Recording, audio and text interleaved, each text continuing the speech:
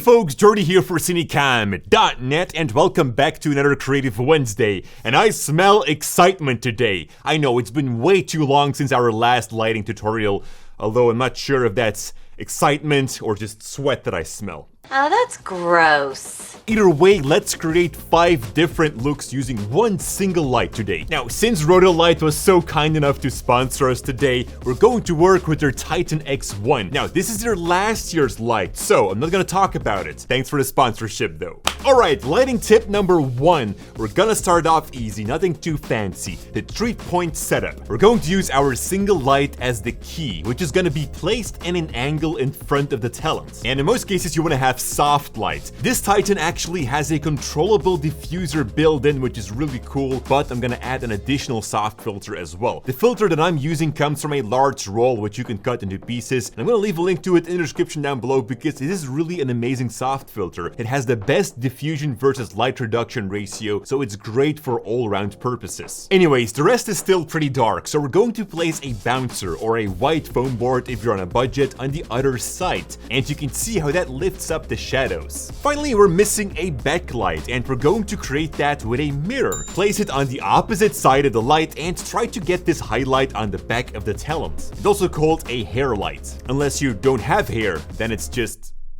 light. So basically, we're using simple tools to bounce the light around, creating 3 light sources from one light, the 3-point lighting setup. And if you have been following my light courses, then you know how much I hate that name. There's a much easier and much better way to explain this lighting technique. So if you're new to lighting, definitely check out my course, link below. Now, here's an extra tip, guys. If you're shooting in a bright environment, you can also use the windows as your key light, the walls as the bouncer, and your single light is going to act as the backlight. Alright, lighting setup number 2. Let's do something more creative. We're gonna place our light behind the talent, creating a backlight. This already makes a nice silhouette. Now look for small objects that are highly reflective, ideally small mirrors. I happen to have a bunch of these coasters and long-shaped mirrors. Now place them on the opposite side of the light, creating a reflection on the talent. Now we can either place these fixed and let our talent walk into a reflection, or perhaps do a small movement to reveal their eyes. Really cool actually for those typical noir films.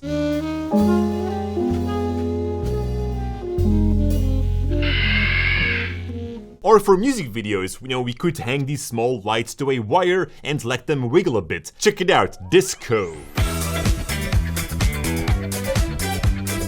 Now you might be thinking, Jordy, that is such a cool light you're working with. Tell us more about it. Well, I'm not gonna do that because I have more exciting news from Rotolight. As of yesterday, Rotolight launched a Kickstarter campaign. They have been working on 2 brand new lights, which I'm personally very excited about. So basically what they've done is taken the technology from this $5,000 Titan X light into a brand new $500 light. The Rotolight Neo 3, a smaller RGB light, which can also be mounted on camera, and the similar but larger and brighter AEOS 2, which comes with side handles. And exactly as the Titan, you get a touchscreen display on the back to control the RGB light. You can choose over 2,500 different built-in filters and even a soft filter. They managed to bring the same smart softbox technology into the AEOS 2 as well, a portable workhorse as they call it. And the Titan X, which we've been working now with for over a year, is super bright.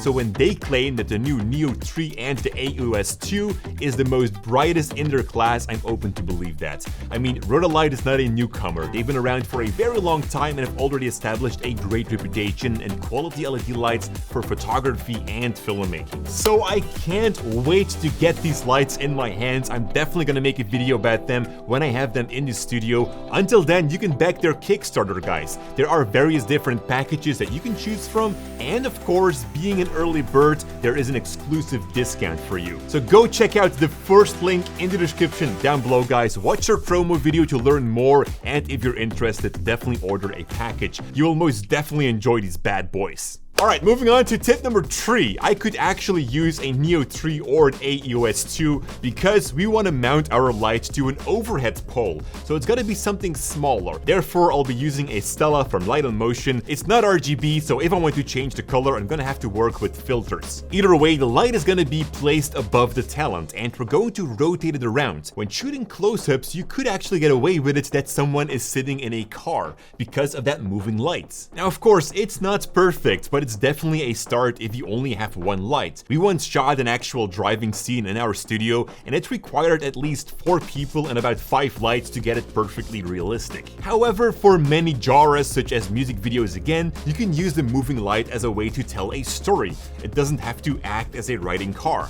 Moving on to setup number 4. This time we're in a room with a big window, so there's already some light. However, we're missing contrast. Now, we don't want to make our light to be too obvious. It has to be very soft, so we're simply going to bounce it off the ceiling. Now, you're about to create a hot spot on the ceiling, which is going to be your new light source. So make sure that that hot spot comes from the side of the talent, so that you can create a nice contrast on the face. And as you bounce a light into the ceiling, make sure that you avoid having that reflection in your shot, or that the light is also shining on the walls. If your light doesn't have barn doors, you can use something like cinefoil or black wrap to block the light, or just use a flag, which works similar. And that brings us to the last lighting setup using only one single light. We're going to place the fixture high up this time, and the talent is going to stand near a wall. Now, with the barn doors, we make sure that we're casting a stripe of light to the wall.